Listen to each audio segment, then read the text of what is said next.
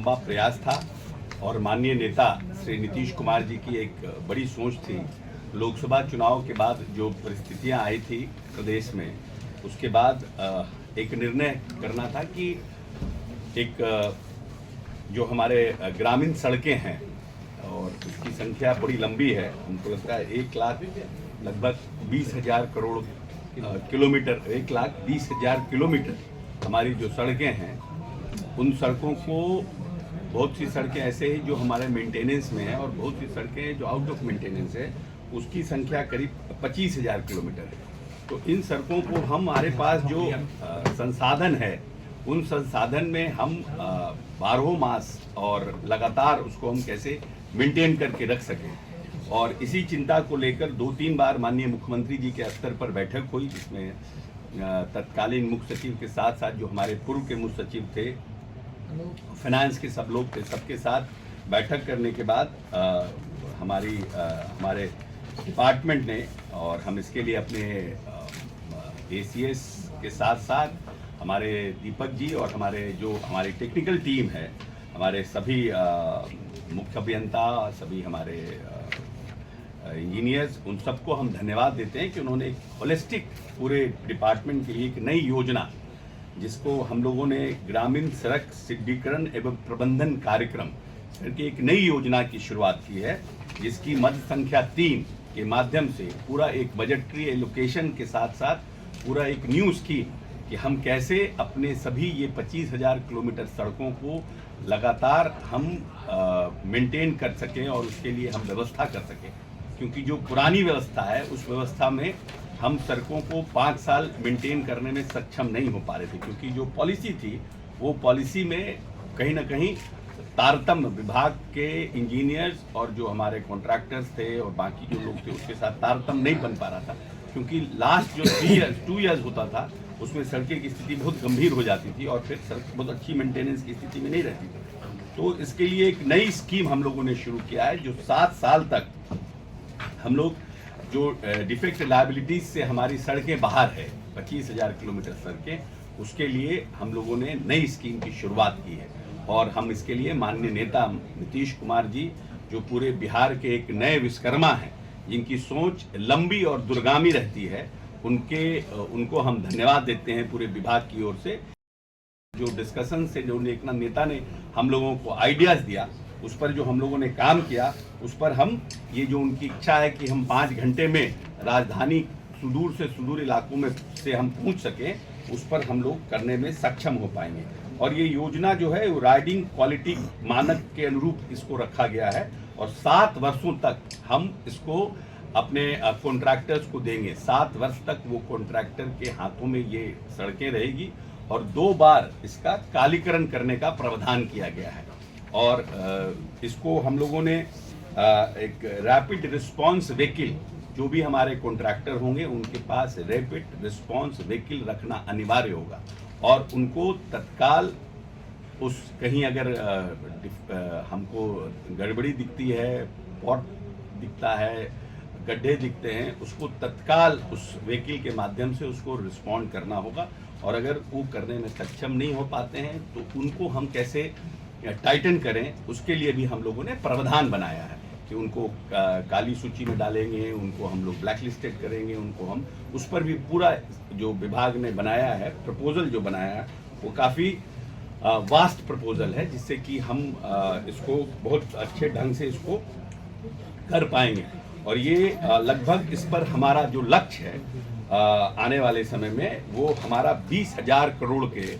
का इस पे हमारा खर्च आएगा। राज्य सरकार का खर्च इसमें लगभग 20,000 करोड़ रुपए का है। और इस वित्तीय वर्ष में हम लोगों ने जो अपना टारगेट रखा है कि जितनी ये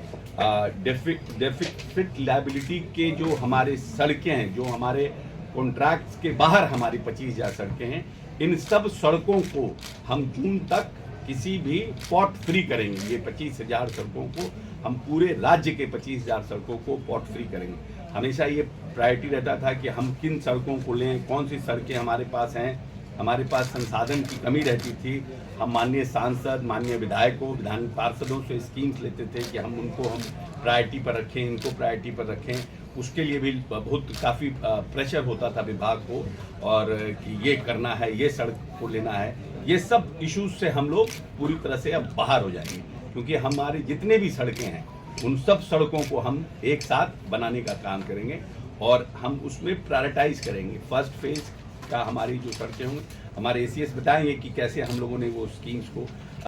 तरह से हम लोगों ने पारदर्शिता बरती है कि ट्रैफिक फ्लो के हिसाब से हम प्रायोरिटी 1 पर रखेंगे। खास करके जो ब्लॉक और डिस्ट्रिक्ट हमको जोड़ते हैं वो डिटेल में हमारे बताएंगे। और इसके लिए हम लोगों ने पूरा मतलब इसके लिए निर्माण, पुनर्निर्माण, उन्नयन, पथ सुरक्षा के कार्य, जल निकासी का कार्य भी इस हमारे स्कीम्स में लिया जा सकेगा। साथ ही सड़क सुरक्षा कार्य योजना का अनुपालन करते हुए सड़क संकेतों का सब जगह हम लोग इस पर सड़क संकेत भी लगाएंगे, रोड फर्नीचर्स का भी प्रावधान करेंगे, सो दैट कि हम पूरी तरह से आने वाले समय में जो हमारा प्लान है और जो हम स्कीम बना रहे हैं या फिर हम जो टेंडर्स करेंगे उन सब चीज़ों को इसमें हम प्रावधानित कर रहे हैं। तो ये एक बड़ी योजना है राज्य सरकार के लिए, और हम समझते हैं कि देश में इस तरह की एक आधी राज्य या पहला राज्य है बिहार जो इस तरह की योजना लेकर ग्रामीण सड़कों के लिए आ रहा है। और इसको इस प्रपोजल को जब हमारे एसीएस दिल्ली भी गए थे तो भारत सरकार के लोगों ने भी काफ़ी इसको अप्रिशिएट किया था। हम समझते हैं कि आने वाले समय में इसको बाकी राज्य भी इसका अनुसरण कर सकते हैं, लेकिन बिहार पहला राज्य है जो इस तरह के बाकी दूसरे राज्य में आरसीडी करता रहा है, लेकिन ग्रामीण सड़कों के लिए इस तरह का प्लान कभी नहीं आया। ये पहला है बिहार जो इस तरह के स्कीम्स के साथ देश में आया है। दूसरी एक जो बड़ी योजना है ग्रामीण सेतु योजना, जो लंबे समय से लगभग 9 वर्ष से ये योजना हमारा मुख्यमंत्री ग्रामीण सेतु योजना जो बंद हो गई थी, जिसको हम लोगों ने माननीय नेता ने इसको फिर से शुरू कराया है और हम लोगों से आग्रह किया कि इस योजना को फिर से शुरुआत किया और निर्णय किया है सरकार ने कि मुख्यमंत्री ग्रामीण सेतु योजना जो 9 वर्ष के बाद फिर से इस प्रदेश में शुरू हो रही है, और इसके अंतर्गत लगभग 1000 पुलों का निर्माण का हम लोगों ने लक्ष्य रखा है। 1000 पुल का निर्माण का हम लोगों ने लक्ष्य रखा है, जिसमें इस वित्तीय वर्ष में लगभग 3000 करोड़ के लागत से लगभग 600 पुलों का निर्माण करने का हम लोगों ने इस फाइनेंशियल ईयर में हम लोगों ने लक्ष्य रखा है। और इसके अंतर्गत लगभग 100 मीटर की जो पुल होगा वो ग्रामीण कार्य विभाग निर्माण करेगा। 100 मीटर से जो ऊपर के पुल होंगे वो बिहार पुल निर्माण निगम उसका निर्माण करने का निर्णय हुआ है। तो ये इससे क्या है कि जब हम लोग लोकसभा चुनाव में घूम रहे थे तो बहुत से ऐसे जगह थे जहाँ पर कि पुल के बिना आवागमन की बहुत परेशानी हो रही थी और बहुत सी जगह वोट का बहिष्कार भी हुआ था। तो इन सब चीज़ों को देखते हुए माननीय मुख्यमंत्री जी ने पुनः इस योजना की शुरुआत की है। इसके लिए भी माननीय मुख्यमंत्री जी को विभाग की तरफ से हम धन्यवाद देते हैं